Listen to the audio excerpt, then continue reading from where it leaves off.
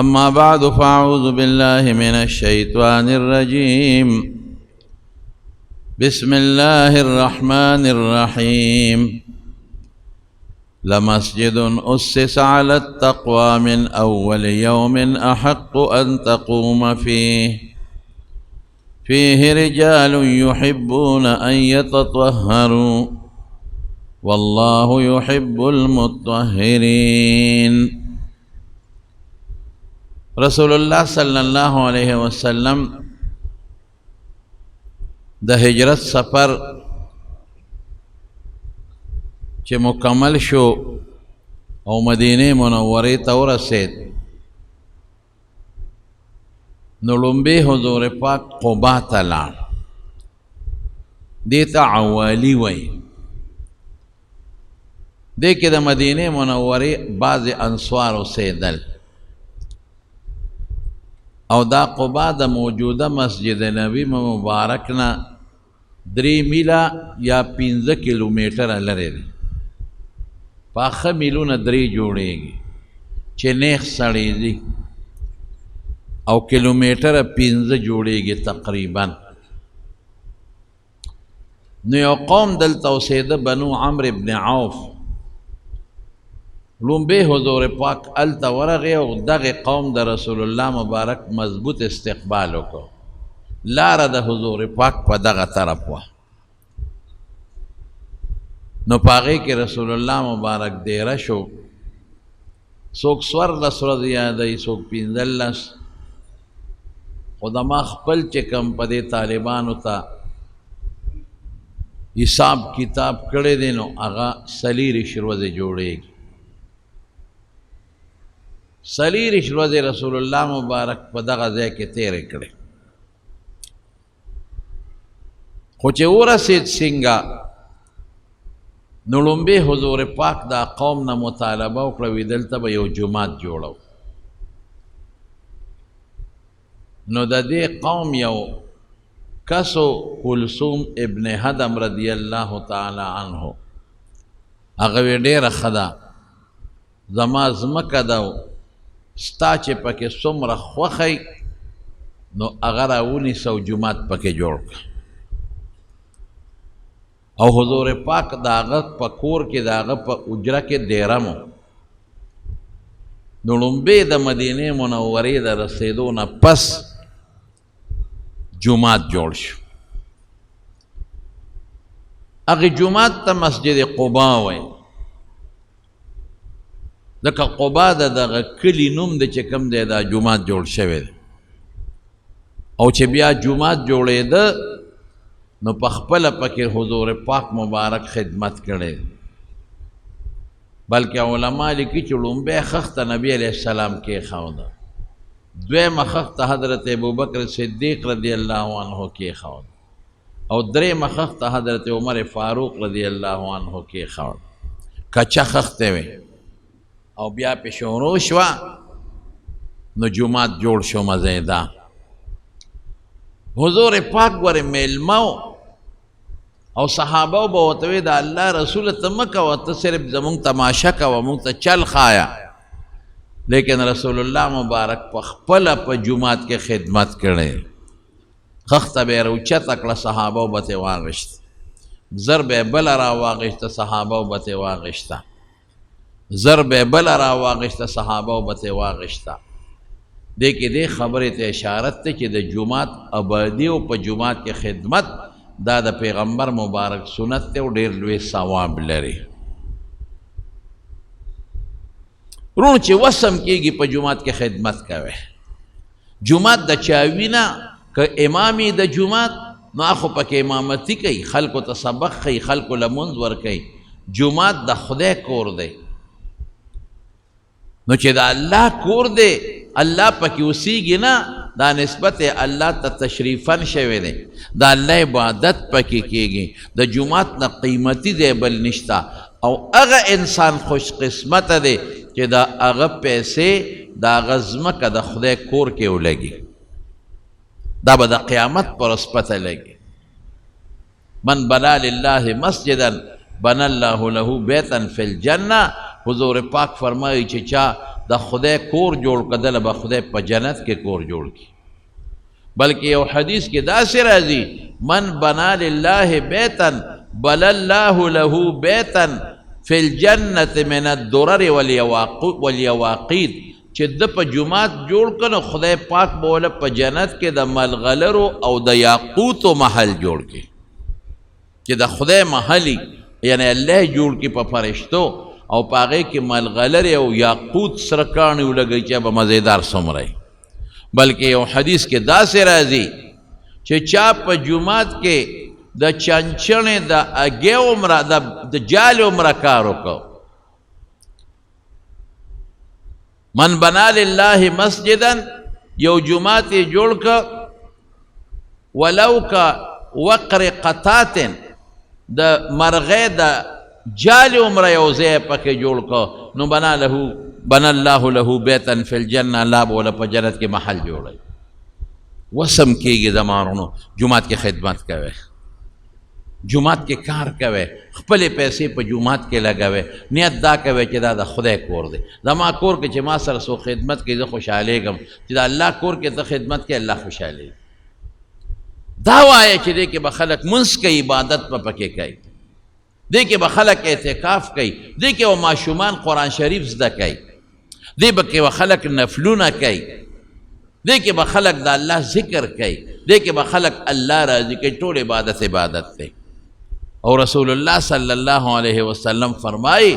خیر البقاع مساجدها، پر ټولو ځمکو کې بهترین ځمکه د جومات ده، وشرها اسواقها، او خراب ځای بازار. بازارونو کې اکثر دروغ ویل کېږي، بازارونو کې دوکې کېږي، د الله په نوم قسمونه پکې خوړل کېږي، کم مال پکې خرڅېږي، مسلمان سره ظلم پکې کېږي په بازار کې، او دې مار د خدای په نوم په دروغ قسمونه خوړل کېږي. مونږ ځان له بازارونه جوړو. ټیک ده، منع نه دي که یو سړی یو دکان یا بازار جوړ کړي د کرۍ دپاره، لیکن ځان له د آخرت د کرۍ غمه مه وکړه که نه. ته خو دکان جوړ کې او مارکیټ جوړ کې چې ماله به د میاشتې کرۍ راځي، زه به هم خورم زما بچي به هم خوري، نو ځان له یو داسې مارکیټ هم جوړ کا جومات او مدرسه چې په آخرت کې دله د هغې کرۍ راځي. دا خو لږه زندګي ده.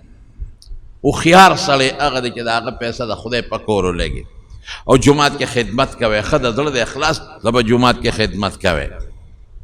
مالی خدمت، بدنی خدمت چې څومره هم کېږي خدمت کوئ. دا د دواړو جهانو مبارک سردار لګیا دی او په جومات کې په خپله خدمت کوي. او لومبی یې د خدای کور جوړ کړ. زمونږ خلک چې یو ځای کې کورونه جوړوي، لاول کور خپل جوړوي او وروسته بیا جومات ته چندې غواړي. خدای مو بخښه، جومات له ځمکه الو، یو 5 مرلې یو 3 مرلې، یو نه پیسې او بل نه پیسې او بل نه پیسې او بل نه پیسې. دا چا چې 20 جربه او 15 جربه ځمکه خرڅه کړه په پلاټونو، د ده دا وس نو چې یو کنال ځای پکې د خدای کور ته هم پرېښی وی. دا ظلم ولې خلک کوي؟ دا ځمکې تاسو پیدا کړي دي که دا خدای پیدا کړي دي؟ دا ځمکې د انسان جوړې کړي دي که دا الله جوړه کړې ده؟ دا ځمکه ستا ده او که دا د الله ده؟ لله میراث السماوات والارض. مونږ به ټول تې ځو، اسمانونه او ځمکې ټول الله ته پاتې. نو د خدای ځمکه خدای له نه ورکې. 50 جربه او 60 جربه او 10 جربه او 100 جربه او 200 جربه پلاټیشن به وکړي، جومات به پکې نه. او که جوړی هم چېرته نو یو رکوټي جومات به جوړ کړي، لکه ډېر پکې جوړ کا، نږدې جوماتونه جوړ کړه چې خلک پکې منځونه کوي. په الله ور واړوه، دونه بچو له ګټې سه آخرت کې ځان له وګټه. بعضې خلک پلازې جوړي کې غټې غټې پلازې، جومات پکې نه جوړوي. خلک پکې منځونه کوي خو یو کوټی او په هغه کوټه کې خلک ودرېږي. هلکه مستقل جومات جوړ کا، یو چت پکې الله ته وقف کو، جومات ته وقف کا. ښه چت پکې وګوره چې کوم خلکو ته اساني، هغه چت د خدای کور ته وقف کا. مه یارېږه د پیسو د ډوډۍ نه، خدای به درکوي. نو لومبې یو حدیث کې داسې راځي من علق فی المسجد قندیلا، چا چې په جومات کې یو لاټین ویزان کا، وره خوس یو لاټین یو بله فی جومات له واغېسته، د بجلی فټینګ یې وکړه په جومات کې یو راډیو لګو په جومات کې صلى عليه 70,000 ملك حتى يطفئ ذلك السراج تر سوچ د ډیوه نیمړه شوي او یا زره فرشتې بدله سوالونه او دعاګانې کوي او یا زره فرشتې دله دعا کوي تر سوچ دا قندیل دا لاټین دا بلف نه سوځېدلې دا راډ نه سوځېدلې څومره لوی اجر او څومره لوی ثواب دی او یو حدیث کې راځي چې چا په جومات کې قالین واچاو کارپیټ په جومات کې واچاو درې په جومات کې خوره کړه هغې هم دقسې الفاظ دي چې او یا زره فرشتې بدله دعاګانې غواړي تر څو چې هغه کارپیټ او هغه درې په دې جومات کې پرته وي او شلېدلې نه نو رسول الله مبارک لومبې جومات د قبا جوړ او بیا په هغې کې مونځ په خپله شروع کړو او هغه کلثوم ابن هدم رضی الله عنه ول امام کړو الله پاک ډېر عظیم ذات دی او رحم والا ذات دی د مکه ته پاتې شوه مکه کې به عمره کېده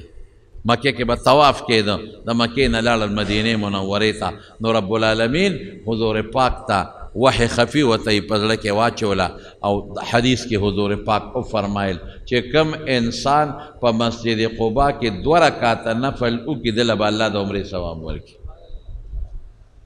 څومره لوی اجر په عمره خو ډېر لوی وخت لګي 2 نیمې 3 ګنټې په عمره لګي او بیا ستړی بنده دومره شي چې په هغه ورځ عبادت ته شوق بیا نه کوي او دا لنډ احسان دی 2 رکعاته نفل کوه من تطهر فی بیته چې په خپل کور کې دې ځان پاکي اودس وکړي یا په خپل بلډنګ کې یا په خپل رهایش کې او بیا لاړ مسجد قبا ته 2 رکعاته مونځ یې وکړه الله به د عمرې ثواب ورکړي او الله صفت کوي لمسجد اسس علی التقوا مسجد التقوا دی دا هغه جومات دی چې بنیاد یې په پرهیزګارۍ کې ښودلی رسول الله مبارک رسول الله مبارک به هر د خالی پرسته په ترمذي شریف کې راځي هر د خالی پرست کله به پیاده ته او کله به په سورلی ته او په هغې کې به مونځ کوو اوس هم حاجیان صاحبان دي که عمرې والا دي که هلته مزدورکار دي که څوک هسې مدینې شریفې ته راشي نو مسجد قبا ته ځي او 2 رکعاته نفل پکې کوي هر وخت دا جومات د خلکو نه ډکي د دې خلکو د حضور پاک زمانې نه والا اوسه پورې او تر قیامته پورې چې څوک پکې 2 رکعاته مونځ کوي او د عمرې ثواب یې کېږي دا به نه کمیږي او د دوی برابر ثواب به د هغه صحابي کېږي چې چا دې جومات ته ځمکه وقف کړې بیا پکې حضرت عثمان رضی الله عنه هغه جومات اوس پر د مزیدار خشته جوړ د حضرت عثمان رضی الله عنه په پس بیا حضرت عمر ابن عبدالعزیز دوباره روان کو ډېر خشته کولاویم کو او ډېر مزیدار یې جوړ بیا د ترکو بادشاهانو هره زمانه کې چې بادشاه راغلی مسجد قبا کې کار کړی دی او موجوده د سعودي حکومت مسجد قبا جوړ کړی دی او ډېر خشته مزیدار یې جوړ کړی اوس پکې لګیا دي لګې نورم فراخه کوي مزیدار جومات خشته دا هغه صحابي کورم پکې اوس شامل شوی دی کلثوم ابن هدم او خلک ځي او 2 رکعاته 2 باندې کم ځای څوک صبرېږي دا 2 رکعاته مې ځان له وکړل د دې 2 ثواب مې مور ته وبخه دا مې پلار ته وبخه دا مې نیکه ته وبخه دا مې پلانکي ته وبخه لګی څوک 20 رکعاته کوي څوک 12 رکعاته کوي څوک کم او څوک زیات کوي دا حدیث کې خدا دی چې څوک لاړل 2 رکعاته وکړل ثواب د عمرې کېږي خدا الله د رحم نه لرې خبره نه ده ممکن نه چې خدای پاک هر چاله په دې 2 رکعاتو د عمرې ثواب ورکړي دغه ځای نه بیا را روان شو حضور پاک مدینې شریفې ته راځي د جمعې ورځ د ګل په ورځ رسېدلی دی مدینې شریفې ته څوک 8 د ربیع الاول یادوي او څوک 12 د ربیع الاول یادوي او د ګل ورځ یقیني وه چې د ګل په ورځ ورسېد او د جمعې په ورځ 24 ورځې پس د جمعې په ورځ تېره ووت د مدینې خلق په تمه دي چې حضور پاک به کله راځي مدینې ته 24 دن پس په لاره کې چې راووته نو هلته یو محله ده د بنو سالم هغې کې د جمعې مونځ وکړه خلک هم خوشحاله شو ړومبې د جمعې مونځ دقلته وشي رسول الله مبارک ګورې ډومبې مونځ هلته هم جومات جوړ شو هغې کې یو صحابي دی حضرت عتبان ابن مالک رضی الله عنه امام او بیا د هغه دی نه راغی مدینې شریفې ته او په لاره د مخلوق خدا ورته د مدینې را جمع شوې دی او استقبالیه جوړه تمبلونه ډبیږي تمبل د خوشحالۍ په موقع که یو سړی تمبل وایي خو چې ګونګړوګان پکې نه ګورئ لکه او شپېلی میلی او بل شی ورسره ني نو شامي وایي په دې یو لاس یې نیسه او په دې بلې ډبوه د خوشحالۍ په موقع ودونو کې هم والی شي د زوی د سنتي په هغې کې هم والی شي داسې نور د خوشحالۍ موقع نو تمبل والی شي نو هغه زمانه کې د مخ دا پرده نه وه د سر د لیچو دا پرده نه وه نو زنانه په کوټو باندې ناستې دي څوک په دیوالونو راختلي دي او څوک په لارو کې او ماشومان هم دي او تمبلونه ډبیږي طلع البدر علینا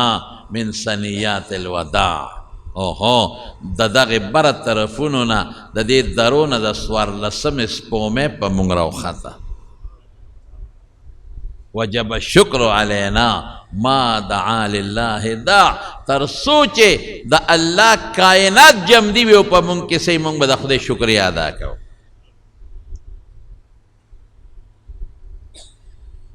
ایها المبعوث فینا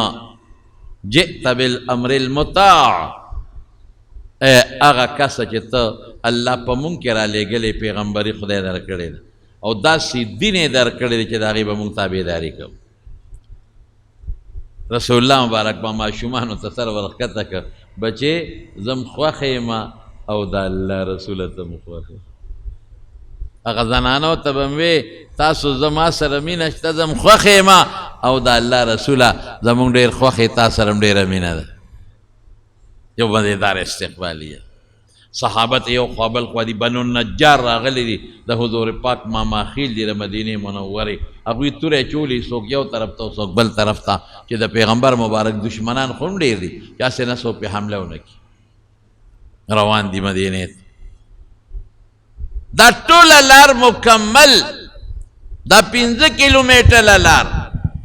دا ځای په ځای استقبالیې روانې دي او دا ماشومان او لوی راوتې دي او حضرت انس ماشوم هغه وایي د حضور پاک د وفات نه پس څه وایي وی په کومه ورځ چې د دواړو جهانو سردار مدینې منورې ته راغی نو وی اضاء کل شیء هر شی روښانه روښانه او چې کله رسول الله مبارک د دنیا نه تشریف یوړو نو انا لفی دفنه موږ د حضور پاک په دفن کې وما نفذنا ایدینا من التراب مونږ له اخلاصونه د خورو نه نو سنډلې مونږ د حضور پاک په قبر مبارک خورې چولې لا دفن کې مشغولو چې بیا هر یو شی تک تور تور او تیاره تیاره وه هغه رڼا بیا ختمه شوې وه خوشحالي ده په مدینه کې وروره چې رسول الله مبارک راځي چې خوشحالي به یې که بني حضور پاک خو چې کله معراج ته ځي د الله ملاقات له اسمانونه ورته خشته شوي دي کائنات و تخشتری فرشتے استقبال کئی او پا بیت المقدس کی یو لک سلیری زر پیغمبران استقبال کئی پیغمبر مبارک لخوا اللہ ریلوی شان ورکڑی دیر لوی خدای ورکڑی بس دا اہل مدینہ و قسمتو دا مدینہ خلق خوش قسمتو چی یو لوی سپومے او یو نور او یو رانا او دا پیغمبر مبارک اند شخصیت خدای دا غی پا قسمت باندے ورپیخ مکی خلق بد قسمت و آغا زمانہ کے اے دا مکی بد قسمت و خلق رسول اللہ دنا لار اے دا مکی بد قسمت و خلق دا آغا زمانے کافران یادوم گوری دا آغا زمانے کافران ابو جہل و عطبہ و شیبہ دا کافران اے کافران و اے بد قسمت و کم اسپومے دا کہ خدای پیدا کلا قدر مونکا و احلو قومهم دار البوار جہنم دا خدای دا نعمت شکریہ مدا نکللا دنا اللہ سمر لوی رنا دنا لانا جبریل براتو قرآن بے روڑا ارس در باندے بن شو مقلو دنیا مو آغشتا مدینه منوره ترا چه مدینه شریفی تراو رسید اس بکم زی دمکی یو صحابی اللہ رسول ما سر بمیل مکی بلوی زما به میل میں بلوی بزما به میل میں رسول الله مبارک او فرمایل وی دعوها زما دا اوخه پرېږدی فانها ماموره دې ته د خدای را طرف نه حکم شوی دی چې اوخه به کم ځای سم لاسته د چا د کور مخې ته زه به هغه سره دیری د هغه میلمه به اوخه روانه ده او رسول الله مبارک پړې سس که یو ځای سم لاسته چې سم لاسته نو بیا پاسېده زر او داسې ګرځېده او دا ځمکه به بویوله او واپس راله په هغه خپل زوړ ځای باندې سملاسته چې څنګه سملاسته اوښه او خپلې خپې خورې کړلې دا د چا قسمت و دا د حضرت ابو ایوب انصاري رضی الله عنه قسمت د هغه د دروازې مخه وه ورمنډه یې کړې د رسول الله مبارک چې کوم سامانو کورته او تخته و اللہ پاک دا ابو ایوب انصاری پا قسمت رسول اللہ مبارک لکلے کہ دا کربڑوں بے دے رکھے خوش قسمت انسان ابو ایوب انصاری دا خزرج قبیلے سر تعلق لرو دا بنو النجار قبیلے سر تعلق لرو اگا قوم سر تعلق لرو چکم دا رسول اللہ مبارک ماما خیلو دا حضور پاک دا نیکه مور دا عبدالمطلب مور سلما دا هاشم خدا دا دوی دا قوم نو اللہ مخلوق تا خی کہ پا پیغمبر مبارک اڑو چه احسان نشتا کتلی دین اخپلو ماما خیلو کرتلی او یو تاریخ دام گوری لکلی دی چه دا کور پا حقیقت کے دا رسول اللہ مبارک خپل کور دیر مدمخ کے دا یمن بادشاہ دا یمن بادشاہ تبی توبعوی ہر بادشاہ با دا یمن توبعو دا کم توبعو نمون بعض علماء لکی خود حقیقت نشتا پا دا الار تیرے دا او غصر اخپل عالمان مو اخپل خلق مونو دیزے کے دماؤ کلا چی دمے دلتا اکڑلا نو اخپلو عالمانو ورتوے چې صاحب دا هغه کلی دی چې د آخر زمانې پیغمبر به دې کلي ته هجرت کوي دلته به راځي او دلته به اوسېږي هم دلته به دفن کېږي هغه بس دمه اوږده کړه خیمې ملګرو ته یې موچته وې ما له پوره تحقیق وکړئ هغوی کتابونه کتل او پوره تحقیق چې علماو کمیټي پوره فیصله وکړه چې زمونږ غالب ګمان دا دی چې د آخر زمانې پیغمبر چې راځي هم دا کلی بس هغه یو چل وکړ هغه یو کور جوړ کړ دو منزله کور او دا د آخر زمانه پیغمبر نه دا کور جوړو او په خپلو عالمانو کې چې کوم نیک عالمو هغه پکې دی راکړ او هغه د قردنوش دار سے انتظام وکړو وی تبا په دې کور کې اوسېږي که ستا په ژوند کې د آخر زمانه پیغمبر راغی دا کور د هغه دی ورته به پرېږدې او کستا جون کې رانغی ته به د دوی ته وصیت کې چې بچې کستا په جون کې راغی دا کور د هغه دی ورته به پرېږدې او که د زوی په وخت کې دی رانغی نو به خپل زوی ته وصیت کوي اب خپل ته وصیت کوي او دې توبع بادشاه یو ختم ولیکه نبی علیہ السلام ته چې دا کور ما تاله جوړ کړی دی او دا ستا دی که هر کله ته رالی دا کور بستی هغه عالم چې وفات شو هغه خط خپل زوی له ورکړ ازوی چې مړ کېده هغه خط هغه خپل زوی له ورکړه چې مړ کېده هغه خط هغه خپل زوی له ورکړه چې مړ کېده هغه خط هغه خپل زوی له ورکړه چې دا بچې تا سره وي دا د نسبا موږ سره را روان دی او دا کور د آخر زمانې د پیغمبر دی دا کور هم دغه او دا خط به م ورکې وی دا ابو ایوب انصاري رضی الله عنه د هغې عالم نوسی و چې رسول الله مبارک ورغی نو دا کور د پیغمبر مبارک په حقیقت کې او خط یې مولا ورکړ چې صاحب نسبا د توبه بادشاه دا خط تا ته پاره یو د هغه پیغام دی دا وصول لیکن بیا حضور پاک څه موده په دې کور کې اوسېدلی دی مستقر نه دی اوسېدلی ځان له بیا خپل کور جوړ کړی او عجیبه دا وه چې ابو ایوب انصاري کره حضور پاک دیره شو نو ابو ایوب انصاری ته وی چې مال میلمانه راځي او مال خلق راځي نو تبه مهرباني وکړي تبه بره دیره شي او زه به لاندې یم ولې که زه بره په دویم چت کې مو دا میلمانه راځي او مال بله راخیږي نو په تا باندې و میلمانه ستا په کور والا تېرېږي را تېرېږي نو نامناسبه ده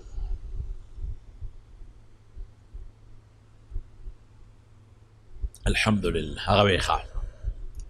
ابو ایوب انصاری وی مونږ به راوختو او رسول الله مبارک لاندې وی د شپې راته ښه ده وی چې سړي دا هم څه غلطي وکړه مونږ خو اړو سوچ ونه که حضور پاک به لاندې وي او مونږ به بره یو زمونږ خپې به د رسول الله مبارک د پاسه وي او به زمونږ د خپو نه لاندې به دا خو غټه بې ادبي ده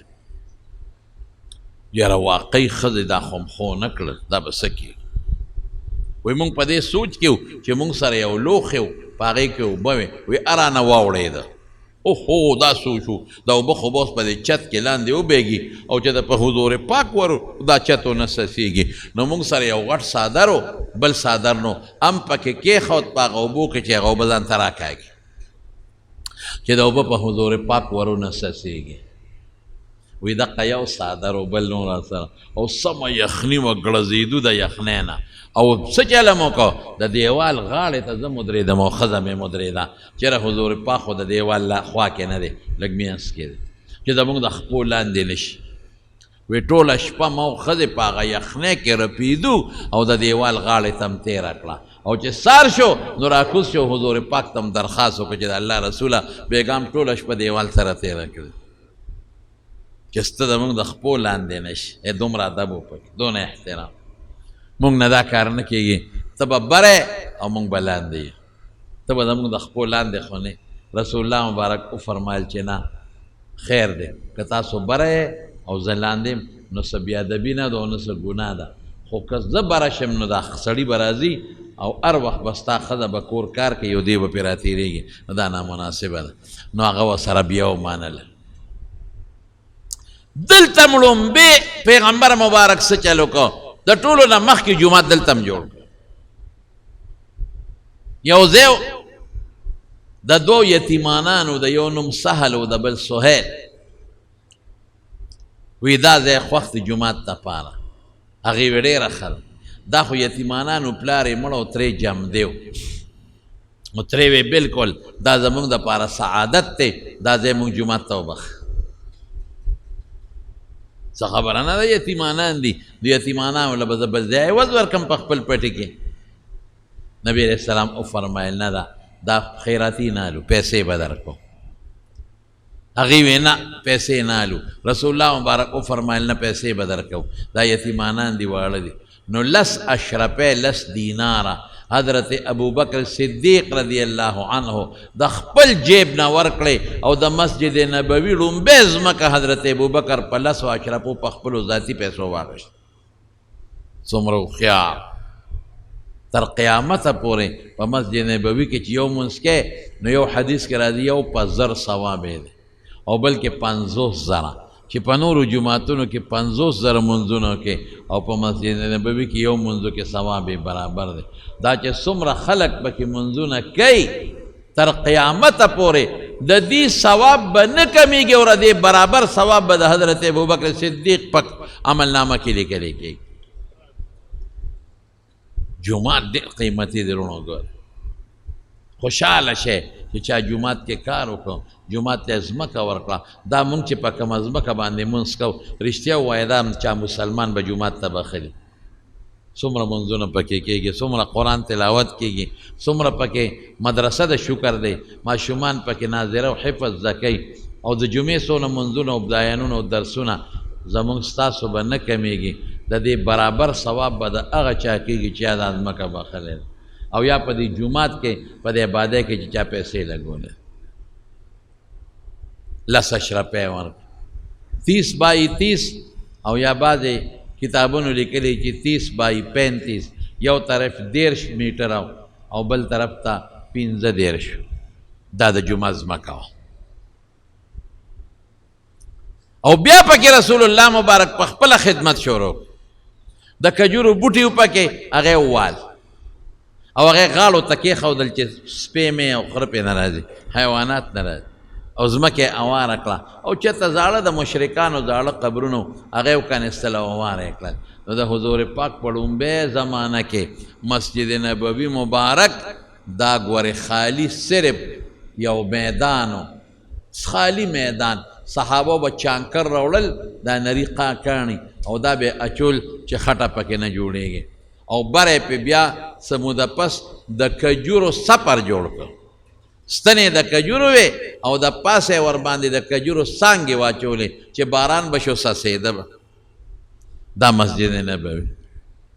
او د جومات نه بار یو چبوتره جوړه کړه پکې مدرسه وه صفه ورته وایي لوړ ځای طالبانو په هغې کې سبق وی حضور پاک سره چې کوم صحابه دیره نو قرآن به زده کو او د رسول الله مبارک نه به حدیث زده کو او رسول الله مبارک به ناستو او صحابه کرام به ترې راته د قرآن درس او د حدیثو درسونه به وپکې هلته مړومبې جومات دلته مړومبې جومات بیا خدا بل شان جومات ته رسول الله مبارک فرمائی ما بیت بین بیتی و منبری روضة من ریاض الجنہ زما د کوټې او د منبر په میاس چې کومه ځمکه ده دا د جنت د باغچو نه باغچه ده هلکه د جنت د باغچو نه څنګه باغچه ده په جنت کې به هغه جسمانی او روحانی سکون به خلق به خوشحاله او دقل ته چې سړی لاړ شي قسم دی د حضور پاک په جون کې خو خوشحالي بل شان او اوس هم پکې بنده خوشحاله جنت کې جسمانی سیرابېدل ډوډۍ ده دلته د رسول الله مبارک نه به روحاني سیرابېدل کېدل او بعضې وایي دا ځمکه راغلې د جنت نه ده او بیا به د قیامت پر ورځ دا ځمکه الله والیو په جنت کې به کېږي د دې وجې نه بعضې علما لیکي وی چې دغه ځای له ورشې دعا کې نو داسې دعا وکړه چې یا الله په دنیا کې دې د جنت ځمکې له راوستم خدای په آخرت کې مې د جنت ځمکه نصیب کې و منبري علی حوضي منبر مې د حوض کوثر په غاړه پروت دی نو یو توجیه علما هم دقه کوي چې دا ځمکه به الله والي او د حوض کوثر په غاړه به کېږي قیمتي اعلی مزیدار جومات یا د حضرت ابو بکر صدیق زمانہ کې هم اقا جومات و د حضرت عمر فاروق رضی اللہ عنہ زمانہ کې جومات لږ فراخه کړ قبلې طرف ته یو څو صفه زیات کړ او چې د حضرت عثمان رضی اللہ عنہ زمانہ راله ماشاءالله ناشنا جومات یې جوړ کړ داسې جومات یې جوړ کړ داسې چې د برمانې والا لرګې راوړو د برمانه اعلی لرګي او تک سر سر بیخن ساج ورته وایي په عربی کې او موږ پښتو کې ورته ساګوان وایي د دیار او د نختر نه قیمتي لرګي او د اټلي نه ولا په اتیانو باندې او په اوښانو په دریابونو کې کاڼي راوړل ټایلونه او داسې کاڼي راوړو چې یو ستن د یو کاڼي نه وه او بخاري کې راځي منقوش نقش و نگار پې شوی صاحب خلکو خبرې شروع اوهو حضرت عثمان پیسې د بیت المال برباد کړې او جومات کې نقش و نگار جوړ کو دی وکړل نو هغه جومات کې په منبر کې ناست او خلک یې راغونډ کړل وی ما متعلق خلک څه خبرې اترې کوي وی خلک وایي چې د حضور پاک په زمانه کې جومات کچه و د پوخ کړل دی خو نه کړل وی ګورئ واورئ وی د رسول الله مبارک په زمانه کې د خلکو کورونه هم کچه او جومات هم کچه نو چې د خلکو کورونه کچه او جومات کچه نو بدې نه ښکارېد اوس د خلکو کورونه پاخري او د خدای کور کچه دی نو بده خبره نه ده چې خلک د خپل پخو کورونه کې او د خدای په کور د کچی دویم دا چې میلمانه راشي وی به چې د خپل کورونه پاخري او د خدای کور کچرې د دوی خدای عبادت سره او د الله د کور سره مینه نشته او دریم هم واورئ وی تاسو وایئ چې دره بیت المال پیسې لګولې دي وی قسم په الله چې دا څه ما کړي دي ما په خپلو پیسو کړي دي دې کې مې د بیت المال یوه روپۍ نه ده لګولې غشته جومات او ګیر چاپېره چې کوم کورونه په بیه واخیستل هغه هم پکې شامل کړل او چې کوم امهات المؤمنین وفات شوې وې د هغوی کورونه هم پکې شامل کړل او چاله بار کورونه جوړ کړل او کورونه ورته شامل کړل ډېر خشته جومات بیا وروسته پکې توسیعات هم شوي دي خشتوال هم شوي دي خو زما وروڼو په موجوده زمانه کې د سعودي حکومت د اول عبدالعزیز او بیا د هغې نه پس فهد او بیا د هغې نه پس پکې عبدالله هم کار کړی دی یو داسې خشته جومات یې جوړ کړی دی قسم دی چې سړي له پکې مونځ خوند ورکوي خشته قالینونه پکې پراته دي په ټوله دنیا کې 2 نمبر غټ جومات دی د بیت الله نه پس داسې ګمبتونه پکې جوړ شوي دي چې په هغې کم نقش و نگار دی او کم غمي لګېدلی او ریموټ کنټرول والا دی په ریموټ باندې مازدیګر اخوا شي نو خلکو ته بر اسمان ښکاري او چې سار نور لګي نو بیا هغه ګمبت رو را رواني پاټلی ورته لګېدلې دي نو بیا برابر شي او چتری پکې لګولې دي صاحب چې څوک تلي تپوس ته وکړي په یو بټن ټولې چتری کولو شي نو لاندې ښه مزېدار سوري وي او چې کله مازدیګر شي نو هغه چتری راغونډې شي او مناره ته جوړه شي خشته ښکلې هوا لګي او رڼا لګي او داسې بیت الخلاګانې پکې جوړې کړې دي مړه هغه بیت الخلا کې به دله ناسته امینه خوند درکوي ته به چې پکې بس ناست وې خشته ښکلې اعلی مزېدارې د کافورو دا ګولۍ پکې ویزان دی وي او په جمې کې پکې اوبه تړماتې وي او په اوړي کې پکې یخې اوبه وي اعلی د ګاډو پارکینګ دی پکې 2 چته او ګیر چاپېره میدانونه دي په هغې کې هم خلک او اوس مې واورېدل چې نورم ګیر چاپېره باندې دی ونړولې دی ختم کړی او څه نړۍ او جومات نورم فراخه کوي ما وې د رسول الله مبارک جومات ته صاحب مسجد نبوي دی نو الله د مخلوق پړه کې دی جومات مینه اچولی دی الله محبت اچولی دی جومات ته خلک لاړ شي پکې مونځ وکړي او د مانځه نه پس بیا لاړ شي د دواړو جهانو مبارک سردار ته مخامخ ودرېږي او سلام هم واچوي سم خوند کوي نو حضور پاک لومبې دقه جومات جوړ کړ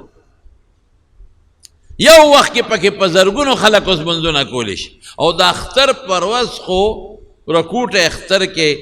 بیا دنیا یې صیبه دا سړکونه ډکي ګیر چاپېره سړکونه دومره ډکي چې داسې په دې لارو کوڅو کې او د بلډینګانو په دې منځ کې دا خلک ولاړې خشته امامان ښکلې اعلی قرائت او ښکلې د شریعت مطابق مونځ مزېدار بارونقه ځای دی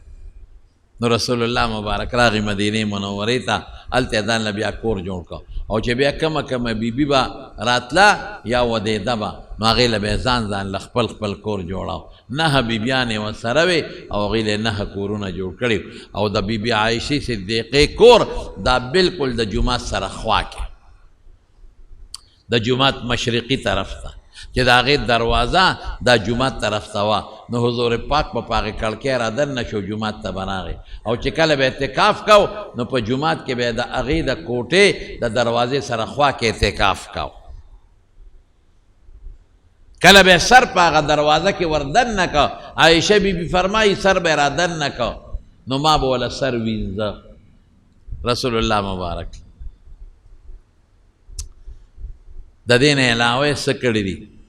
د دې نه علاوه په مدینه منوره کې یو مدرسه جوړه کړې ده یو مدرسه خو د قبا ده قبا جومات جوړ شو هلته مدرسه شو دویمه مدرسه د مسجد نبوي د صفه چې ورته وایي هلته خو به د پیغمبر مبارک استاد و انما بعثت معلما او صحابه به ناستو قرآن او دین به یې زده کوه او د هجرت نه مخکې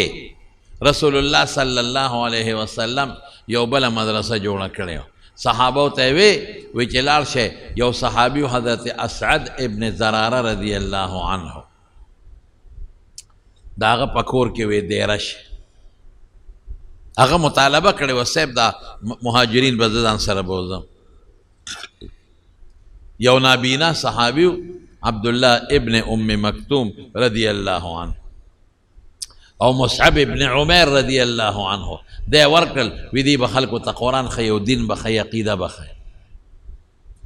د ټولو نه مخکې دا مدرسه وه دا د رسول الله مبارک د هجرت نه مخکې دا مدرسه وه عموما یو خبره درته وکړم خفه کېږئ به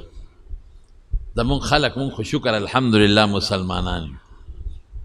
یو او موږ په زړه کې هر سړی وایي چې زموږ د خدای سره ډېره مینه ده او هر سړی دا وایي زموږ د رسول الله مبارک سره ډېره مینه ده او دا که ته ملا دا وایي مړه وایي ستا نه زما مینه زیاته ده لیکن په میدان بیا دا مینه نه هره زمانه کې ده مدرسو سره خلک ښه سلوک نه کوي شکر دی نیکان خلک هم شته دا مدرسې هم د دغه نیکانو خلکو په امدادونو باندې چلیږي خو بعضې به ووایم ټول به ونه وایم بعضې خلک د مدرسو د زړه نه مدرسو سره جوړ نه دي د جومات په طرقه او د مدرسې په طرقه نه خوشحالیږي دا مسلمان منافق دی منافق چې کم انسان د دین او د اسلام په طرقه نه خوشحالیږي چې کم د قرآن په طرقه نه خوشحالیږي او د اسلام په نشر و اشاعت او په خوروالي نه خوشحالیږي او د اسلام په طرقه نه خوشحالیږي دا که په خولې مسلمان دی منظم کوي یو کلمه موي خدا دړنه د اسلام غلبه نه ده منلې دا منافق دی نو چې هلته مدرسه جوړه شوه د مدینې خلک راغونډ شو میټینګ یې په زرګو خلک ټول د مدینې خلک څه چل دی نه که یاره دا اسعد ابن زراره د مکې نه څه خلک راوستلي ځان ته مسلمانان وایي اوس نوي دین خورئ اوس زموږ دین ته خراب دین وایي مونږ ته وایي تاسو کافران یې دوزخ ته به دی ستاسو پلاران نیکونه دوزخ ته تللي دي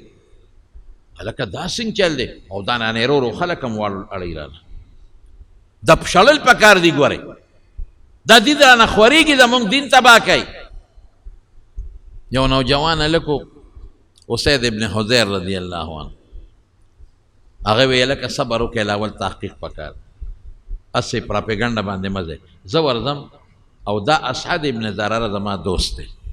زه اول معلومات کوم چې دا خبره ټیک تک و غلطه ده نو که خبره ټیکي نو زه ورته یم چې دا مسلمانانو شړه او که نه شړي بیا به پرې ورځو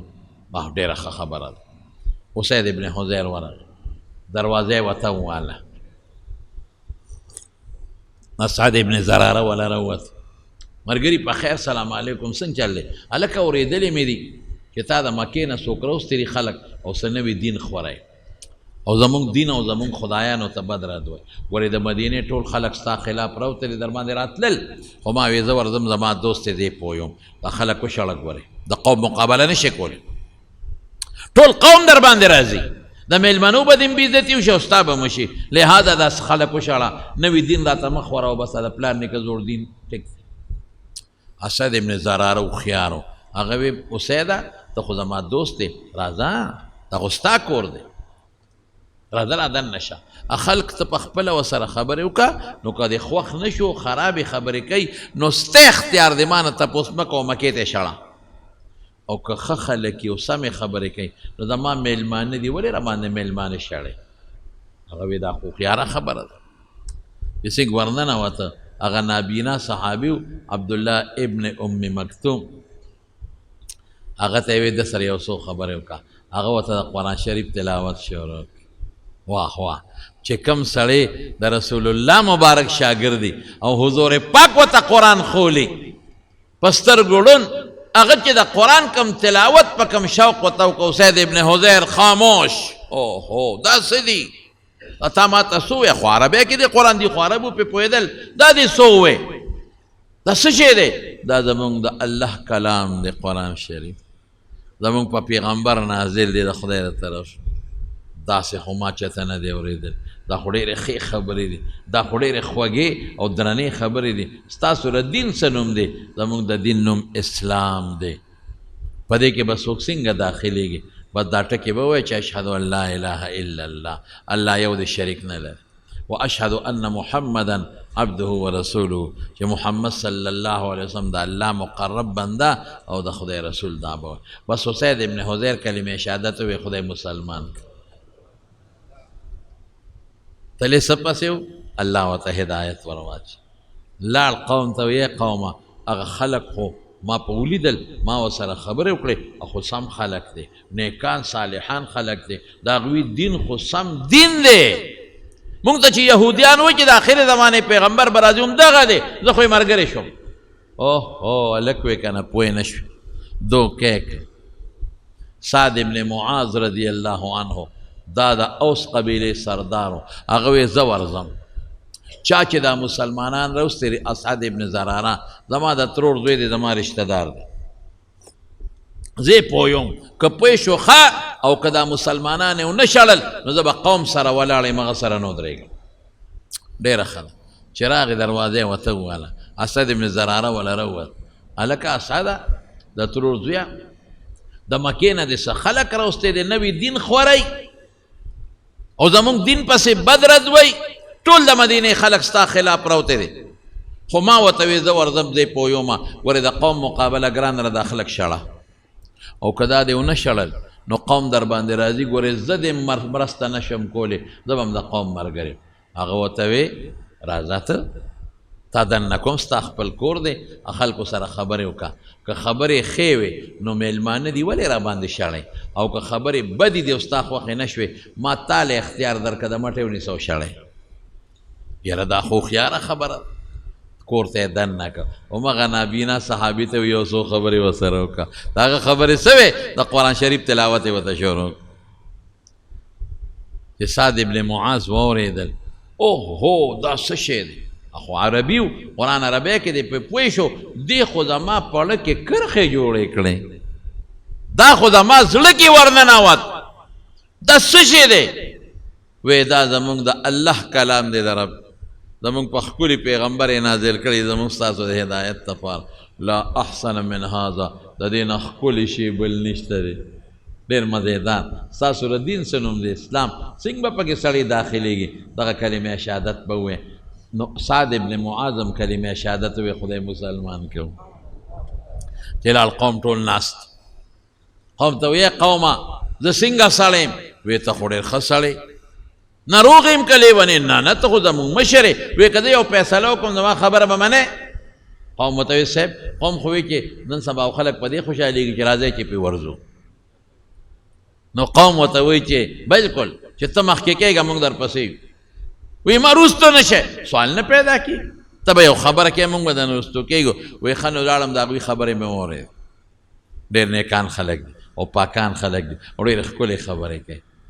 او دا هغه دین خورئ چې کوم دین د آخرې زمانې د پیغمبر دین دی مونږ چې به د یهودیانو نه اورېدل مدینه کې یهودیان اوسېدل او هغوی به د آخرې زمانې د پیغمبر صفت کو چې راځي به دا همغه پیغمبر دی دا همغه دین دی او قرآن دی او سوچا او زه خو یې ملګری شم او تاسو ته م وایئ چې ملګري شئ هغه زرګونه خلک چې د مسلمان خلاف و د پیغمبر خلاف راغونډ شوي او د مدرسې خلاف راغونډ شوي هغه ټول په یو ژبه خدای مسلمانان کل کلمې شهادت یې حضور پاک چې مدینې شریفې ته راته نو میدان ورته پاک او صفه مدینه هم رڼا رڼا وه زما رڼو دې نه تاسو اندازه ولګوئ یو الله هر وخت د حق مدد کوي ٹھیک ده حق خورول ګران دي تکلیفونه پکې راځي نبی علیہ السلام څومره تکلیف برداشت خپل وطن پرېښودل اسان کار دی او دومره لوی سفر د هجرت اسان کار دی ګران کار دی لیکن مدد الله د حضور پاک وکړو مدینه دار اسلام وګرځېد مدینه د جوماتونو نه ډکه شوه د مدینې کور کور د اسلام نه ډک شو د مدینې بچې بچې خدای حافظ او عالم کو د پیغمبر مبارک د برکت نه او انصار ډېر هوښیار خلک او انصار خوش قسمت او رسول الله مبارک د هغوی په قسمت خدای پاک ورسو او ملته دفن شو د وفات په مدینه کې وشو بل چې کوم ځای ته حضور پاک لومبي ځي جومات جوړی دا موږ ستاسو دپاره نښه ده چې کوم ځای 4 5 شپږ 10 کوره کلي جومات پکې مخکې جوړوئ او د جومات خدمت کوئ او جومات کې حصه اخلئ او بل مدرسه یو جومات یې جوړ کړه دین مدرسه بل جومات یې جوړ کړه د دین مدرسه او د اسعد ابن زراره په کور کې د دین مدرسه وه